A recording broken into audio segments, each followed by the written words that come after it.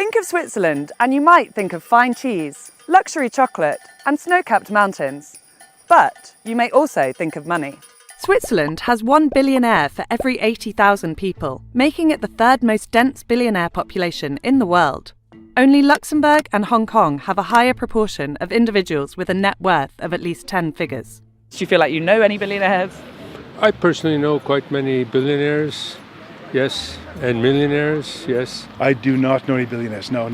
Plenty of millionaires, but no billionaires. No, I don't. I don't. I wish I did, but I really don't. Swiss residents are also among the richest in the world, with a mean net worth of almost $700,000, ahead of the US and Hong Kong. That makes the country stand out on several key wealth metrics. If you look at the income distribution, it has remained relatively stable over many decades now. It is much less unequal than many other countries. The average person has it quite good here, but I mean that doesn't mean there aren't poor either. Right. And then the super rich, of course. And I mean that difference is of course huge. So what makes Switzerland such an attractive place for the uber wealthy? And what does that extreme wealth mean for the rest of Swiss society? As of 2022, Switzerland was home to an estimated 110 billionaires, with a combined wealth of $338 billion. That's well above other super-rich hotspots, like Saudi Arabia, Singapore, and the United Arab Emirates. Among some of the country's wealthiest residents are Chanel co-owner Gerard Wertheimer, the heirs of IKEA creator Ingvar Kamprad, and the founders of homegrown healthcare giant Roche. Switzerland is considered one of the most politically stable countries, with a strong reputation for political neutrality. It means wealthy individuals can trust that their assets will be safe from any sudden leadership and policy changes.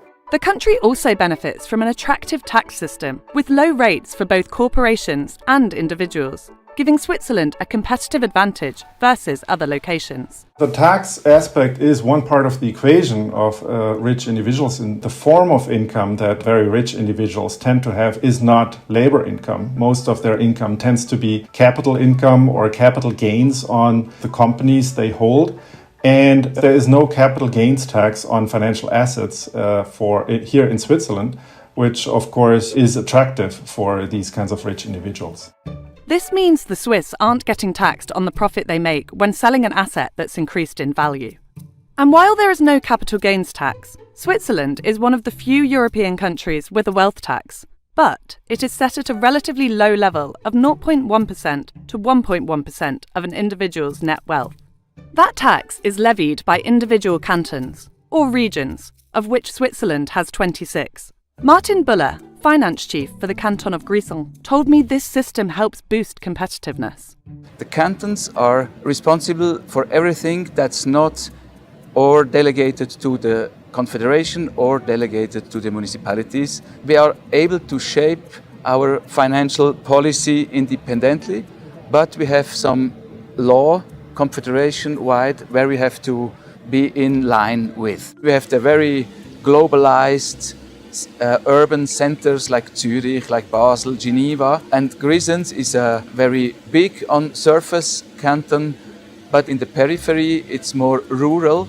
Means we need other goodies to find the people to attract people to live here. And the way we do it is we have, for example, by the wealth tax, so we have this competition between the cantons on one hand, but we also are all interested that this is not exaggerating. Switzerland also benefits from a strong Swiss franc, which lowers the cost of foreign goods and services while raising the price of Swiss exports. The country's currency has steadily strengthened over recent decades, reaching parity with the euro. Meanwhile, it has held steady against a strong dollar. You don't have to be afraid of a major depreciation of the currency here, which is kind of related also, of course, to the political stability, to the strong legal and institutional setting here. The country is also considered a leading business destination, with world-class financial services, pharmaceuticals and chemical sectors. It is also home to major business institutions, such as the World Economic Forum, which famously gathers global industry leaders for its annual event here in Davos. Switzerland's banking sector developed a reputation over the 20th century as a place of privacy and anonymity, making it a particularly attractive location for wealthy individuals to store their cash and potentially avoid taxes. That system came under scrutiny following the global financial crisis and the failure of several major Swiss banks, forcing the industry to clean up its act and require greater transparency from clients. But still, it has retained its status as a hub for wealth management. Historically, that has been part of what the Swiss banks have been doing, essentially helping rich individuals evade their taxes in other countries. They've moved away from that business model and try to keep moving away from it because the international regulations have become stricter. The shift comes as governments face increasing pressure to rein in the so-called billionaire class, as many continue to struggle with the cost of living crisis. A 2024 Oxfam report found that the combined fortunes of the world's 5 richest men have more than doubled to $869 billion since 2020, while 5 billion people have been made poorer.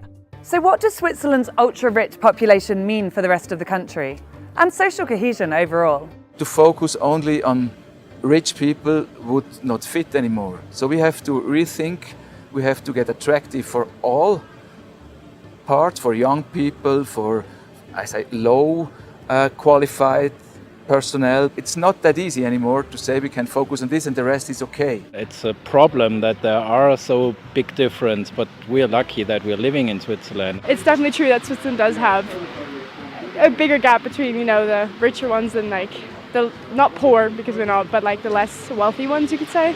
Despite the extremes, however, Switzerland continues to rank highly on livability and social harmony indices. That is seen as being down to the country's social policies and labour laws, which ensure decent living standards for the less well-off too. So you see that the workings of the labor market, the education system that makes sure that even people further down the distribution actually make good incomes, has worked for a long time very well. If you think about the system in which there is a social structure so that people who don't earn that much can still live quite well, that is probably a key element to the society.